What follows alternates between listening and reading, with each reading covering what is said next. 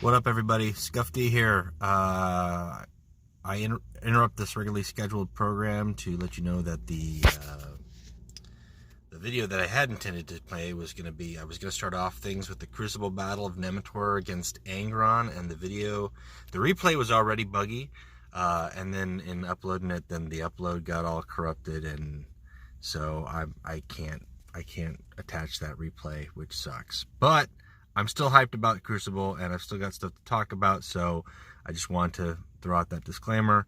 And week 2 is Ferrus Manus in the Crucible. What is the Crucible? Well, stay tuned. We'll talk about it, and I'm going to go ahead and return you to your regularly scheduled program.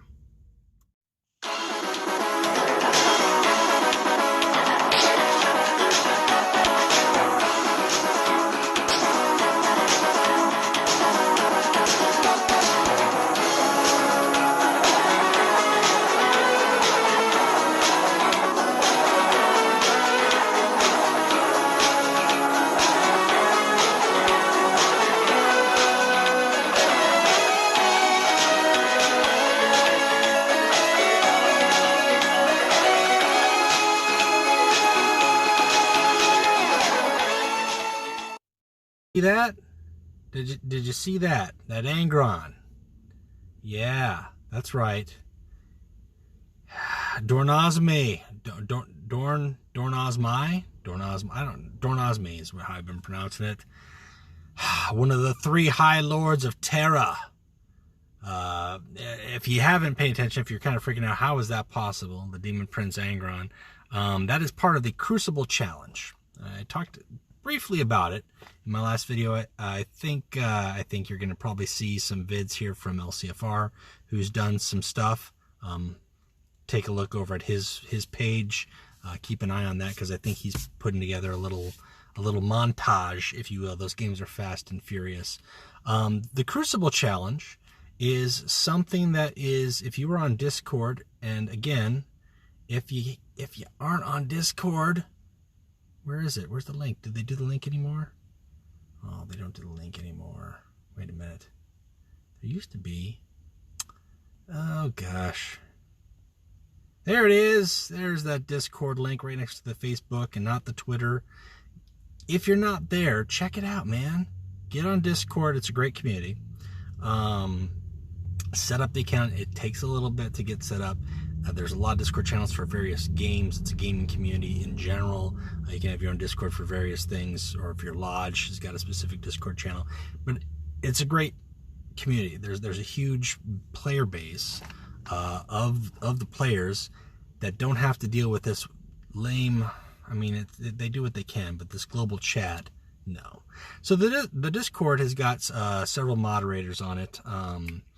General Creed from I think he's in Caldablog now. Calidbolge? How do you pronounce these guys' names? Come on. Calidbolge. Calidbolg. Yeah, we'll go with that. Calidbolg. Dornozme from Excalibur, and Iron Duke. I think Iron Duke is Excalibur too? I'm not really sure. Gosh, now I gotta know. I might be getting those lodges mixed up here, but they're moderators on the Discord, so they've been granted access to the Crucible Challenge, which basically they just started this last week. You play a game against a fully reckoned Primarch from the get-go, and week 1 was Demon Prince Angron. What are the winning? What are the prizes if you win? You get 2 tickets to Paradise. That's just 2 event tickets. But you get bragging rights. And I can safely say that I am the fourth player to best Demon Prince Angron. And this challenge actually ends tomorrow. So 4th player in a week to do it. And hopefully somebody else can do it. I think we had a Alfarius do it. I think we had a Vulcan do it. I'm not sure who the other one was, but there are specific challenges outlined. It's harder than you think. In this challenge, the rules will be posted every week, so if you're on Discord, go to the Crucible part. Look at the pin messages, and that's got the rules. The rules for this one specifically are no neutral cards. You can have I don't even think neutral warlords were allowed, although I could be wrong there, but faction specific cards. So if you're playing Death Guard, all cards Death Guard. No chaos, no imperial, no mechanicum. If you're playing, custodes, everything's got to be custodes. And then you, and in the same regard, that's the exact same rule for the Demon Prince Angron. So he's just playing with World Eaters cards. And then also, to go one step further, Caleb Decima and Mortarion were not allowed. They were banned just for the simplicity of the fact that they could consistently stun throughout the game. So just to make it a little bit more complicated and get people thinking. So people thought. And so far, there have been some who have bested. I don't know how many have tried. And I'll tell you, it took me... I've challenged Creed about 3 or 4 times. I've challenged Duke about 3 or 4 times. I had 2 draws against Duke. I don't know if I had a draw against Creed. I lost soundly my first game against Dorn, and then I bested him on my second one. It was just a matter of time. That's why they call me Tank, because I can take it. Man, I'll tell you, it was fun. So next week, or starting this Wednesday rather, the challenge is going to be facing a fully reckoned Ferrus Manus. That's right, Ferrus Manus right from the get-go. He's going to have Berserk, and he's going to increase his attack by 1 each round, and he's going to gain 1 health each round, and he's got access to the Iron Hands cards. I think it might be harder than people might think. There's a lot of healing in the Iron Hands, especially if he can get some servo harnesses on him. He's got some frontline cards, which are going to make it hard. And after 5 or 6 turns, you're talking about an attack 7 and attack 8 guy. It doesn't take too much after that to end the game. So that could be fun. If you think you're up for the challenge, if you want bragging rights, and if you want 2 tickets to Paradise, or 2 event tickets, 2 tickets to Prospero. That event will still be going on next week. Check it out. Check it out on Discord. All you have to do is find their tags, ping them there on the board, let them know that you're up for the challenge, and then they'll initiate the challenge here, or if you've got their ID in your friend list, you can challenge them. It makes it a little interesting. I squeezed in those games when I could. It's sometimes hard to get schedules worked out, but there's 3 guys to try to reach out to. So that was fun. It was fun. Hopefully you'll hear a little bit more about it from a couple of the other players who've done it. I think Kazram actually might have done a video where he got chewed up and spit out. So I'll take a look and see if I can find that as well. And if I do, then I'll put the link up here. But it was great. It was my thrill today. That's how I ended my work day. I was like, no, I'm going to go home early because I did something that is not important to you, but is very important to me. And there you go.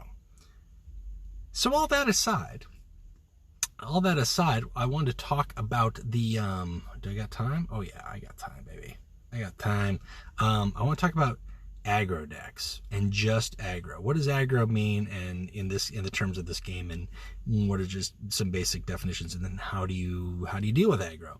Aggro, short for aggressive. It's a term that is in the very standard. It's very, if you're familiar with CCGs, this shouldn't be unfamiliar to you at all. It's a very basic term. It's a deck that hits hard, hits fast, and its goal is to win the game as quickly as possible, usually by the cards that deal the most damage, or the shortest path to glory, basically. It's the dark side. It's if you played, I don't know. I don't know current Magic, so I'm going to go way back to like 3rd edition, 4th edition. I don't know, maybe like your standard Red Rush. Does Chain Lightning, was that still a thing? I don't know. I don't know. My Magic colloquialisms are out. If you're doing Star Wars CCG, it was probably the Hunt Down Destroy, Vader builds, DBZ would be like your Saiyan beatdowns. Any deck that just deals damage. Forget all of those other games, and in the terms of Horus Heresy Legions, what is aggro? Well, there's 2 types of aggro. There's troop aggro, and then there's tactic aggro. And there are a couple decks who can mix and match both. And then there are some that operate best with just one method. If you are anywhere near Terra or into Terra, you're very familiar with your Angron build. Angron Tactics is probably the purest form of tactic aggro. I don't have a tactic aggro. I've got a little mix, if you will. I've been playing with some stuff, but it relies on Angron, and then as many tactics as possible that deal damage or that are fast, like the Sark Land Speeders that can deal 4. You pump them up with that they deal 7 for the cost of 5, which is a fair exchange, especially considering the fact that you get that immediately on your turn. People usually throw a Merciless as a one of, double void engagements, drawing a card, just dealing damage. What else deals damage? Well, Seek and Destroy can get rid of things. Breach deals damage. Informant Network deals damage. Chaos has got tons of things that deal damage, and they pack them all. They pack them all. They pack a couple draw cards. They pack a little bit of heal to keep things, decent on their side of things, and then they just go as quickly and fast and in your face as possible. If you've seen my Falk videos, I like to think it's a mid-range deck, and it's evolving a little bit more into an aggro combo deck. It can definitely operate at turn 10 if it needs to, but given the fact in its nature that those games can end by turn 5 or 6, I kind of have to consider it an aggro build. Cards like Beast of Fyra, who, for 4 you're getting 8 out, it's an aggro card. If you've got a deck built around abusing as many cards of that as possible, Beast of Fyra, Tyranthicos Veterans, that's a troop aggro. Even within the World Eaters themselves, let's just take a look at the World Eaters. You've got Wraith, you've got Argus Brond. These are aggro troops. They just ramp up crazy damage. There's no nifty abilities. There's no creative, stunning or bouncing or unstoppable. It's just massive damage quickly and efficiently. And they combo with, a variety of cards. You can strike and fade your own guy if you want, and just deal damage. So that's your troop aggro. That's your tactic aggro in terms of Angron. What are your general aggro warlords? Well, if you ask me, and Lucius, I would say, is an aggro warlord.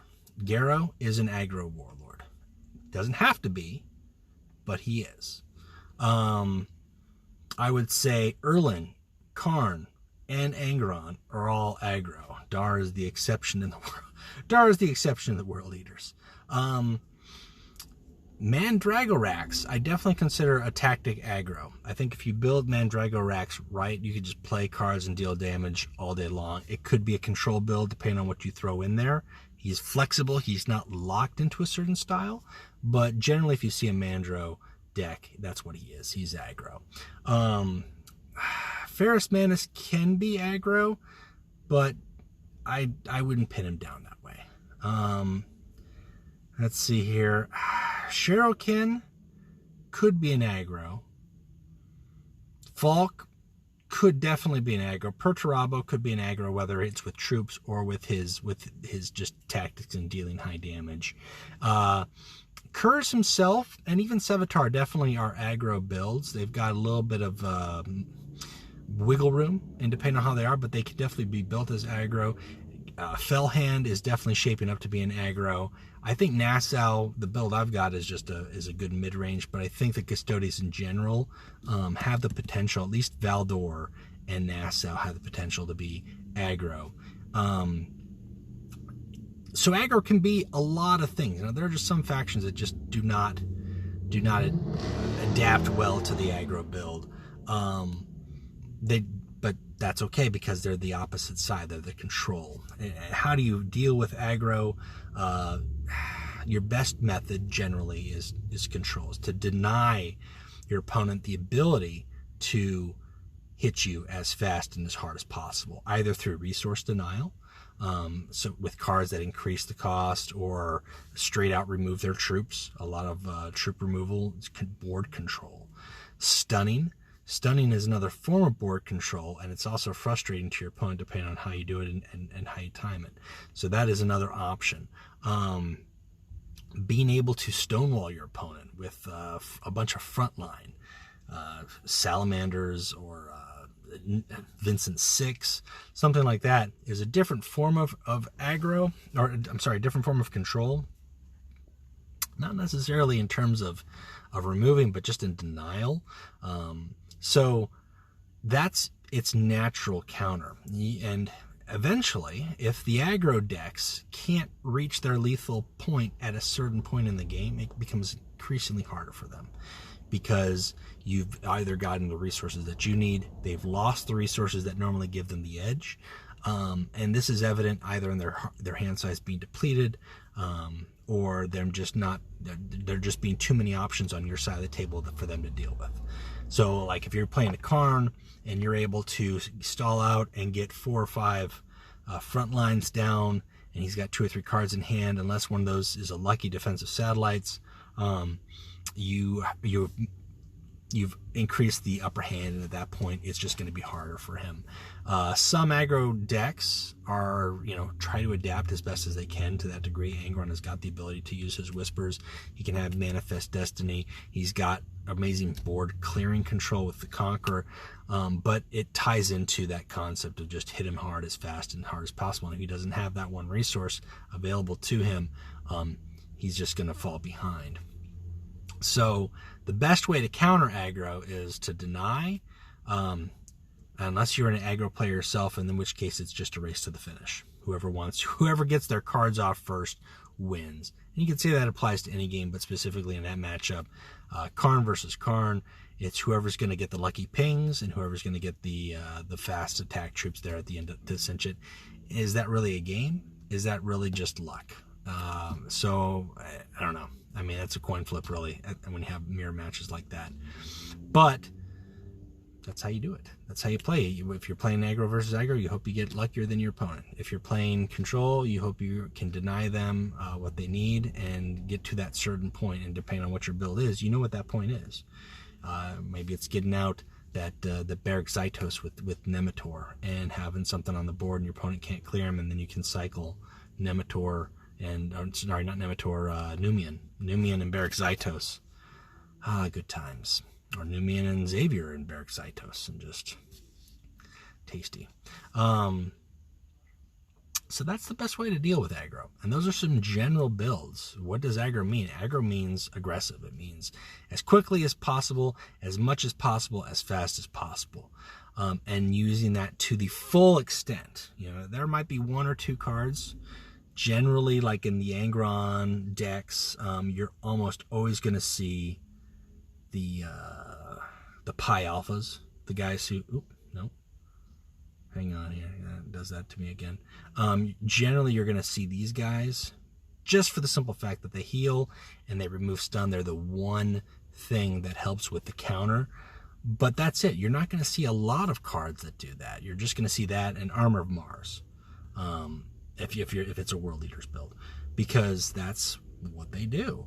And then the other 27 cards are dedicated to hitting you hard, hitting you fast, giving myself as many options as possible to hurt you as quickly as possible. So that's it. That's the deck lesson. That's what aggro is. Aggro decks.